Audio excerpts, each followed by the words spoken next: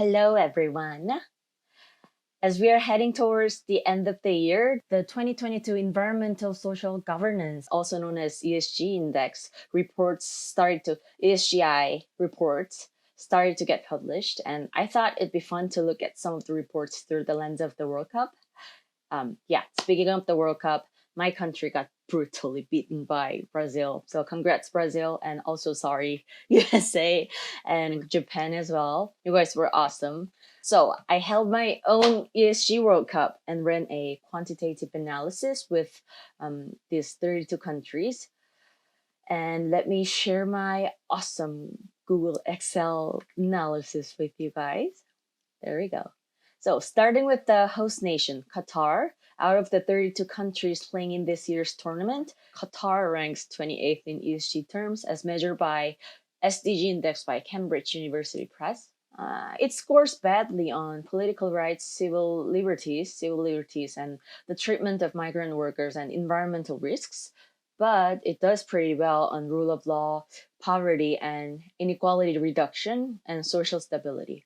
Qatar scores a little lower than Argentina, which hosted the World Cup in 1978, and Brazil, which hosted the World Cup in 2014, and Mexico, which is set to host in 2026, along with Canada and the US. If you see this chart, even though the Mexican government's commitment and efforts for the SDG score is relatively high, Mexico's corruption, stability, and peace score was relatively low. But the United States is among the few UN member states to have never submitted a voluntary national review. So that explains why the US is scored very low in government's commitment and efforts. And to be honest, this made sense too. I think the US has already a lot of polarizing political views or even the presence of the United Nations. So it's not because they suck, it's because it's just never come to an agreement to submit the national review. So it made sense to me. No offense, America. By contrast, Nordic countries demonstrate relatively high support for the SDGs, as do Argentina, Germany, Japan, and Mexico. And all of them are G20 countries. The 2022 SDG index is topped by 3 Nordic countries. Surprise!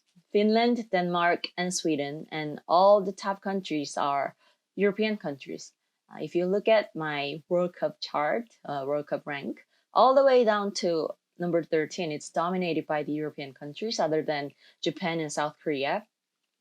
Well, yeah, South Korea is 14, so it's Japan. Yet even these countries face major challenges in achieving several SDGs. For the second year in a row, the world is no longer making progress on the SDGs. The average SDG index score slightly declined in 2021, partly due to a slow or non-existent recovery in poor or vulnerable countries. Multiple and overlapping health and security crises have led to a reversal in SDG progress. Performance on SDG number 1, no poverty, and SDG number 8, decent work and economic growth, remains below pre-pandemic levels in many low-income countries and lower middle-income countries too.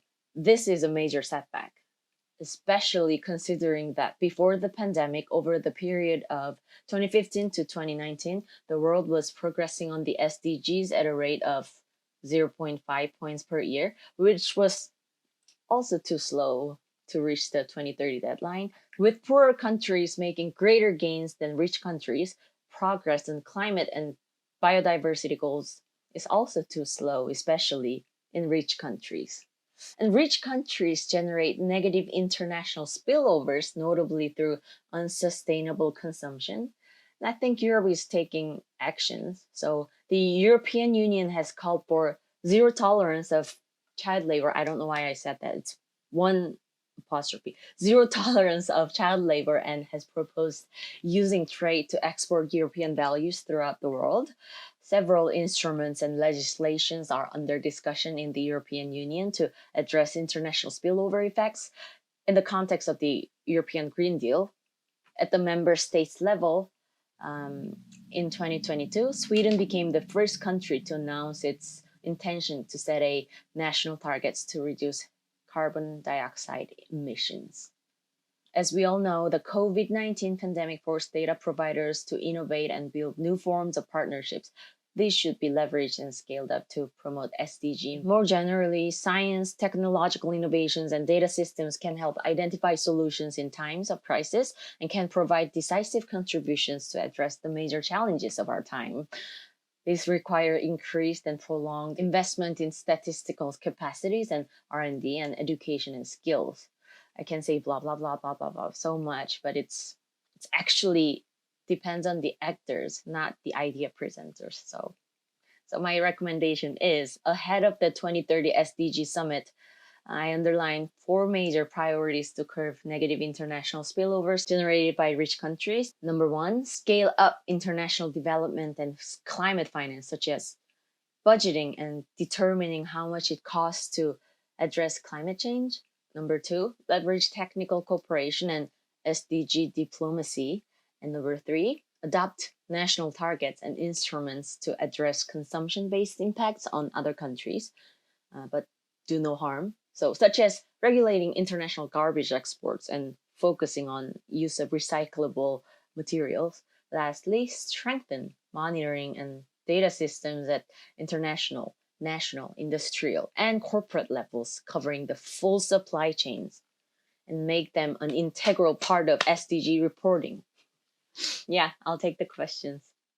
Yeah, actually, where do you get the ESG score statistics for every country? Yeah, so ESG reporting is the disclosure of the environmental, social, and corporate governance data, and that the big ESG investors like BlackRock provide every year about their own reporting. And I decided to go with the ESG reporting provided by Cambridge University Press this year because, first of all, it was focused on more of SDGs.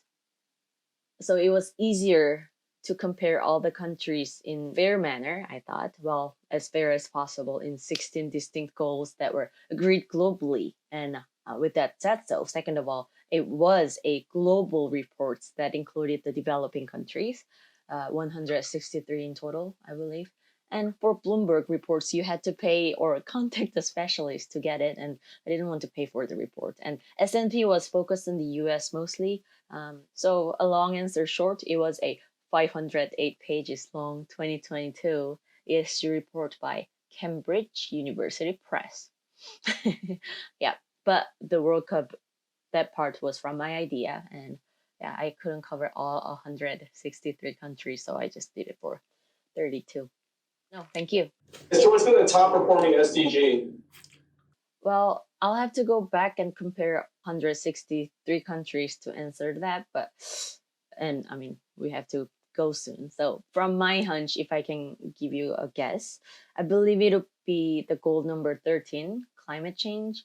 And here's why, because I think the priorities are number 1, no poverty, number 8, economic growth, and number 10, reduce inequalities too. Yeah, but however, these goals are hard to compare on a national level or global level because the achievements or measurements among countries are different, and each nations have different median income or GDP per capita, poverty rate, even populations, such as like Finland way of achieving no poverty would be wildly different than Senegal's. I mean, I'm only saying Senegal because it was scored 31 out of 32. So yeah, Finland versus Senegal. If Finland said we achieved the no poverty versus Senegal said we achieved the no poverty goal, like it's not going to be the same. And religion plays a role in inequalities, including gender inequalities, right? Yeah. So secular states and Muslim countries will have different standards also and definition regarding what's equal and what's not. But I believe when it comes to the climate action, we only have one Earth, as far as I know. And I think that's what all the countries can agree on to work collectively to reduce CO2 emissions. So that would be my pick. What's your guess, Professor? No, I think climate is a big push at the moment. So I think climate is really good guess. But great. All right. Well, thanks so much. Thank you.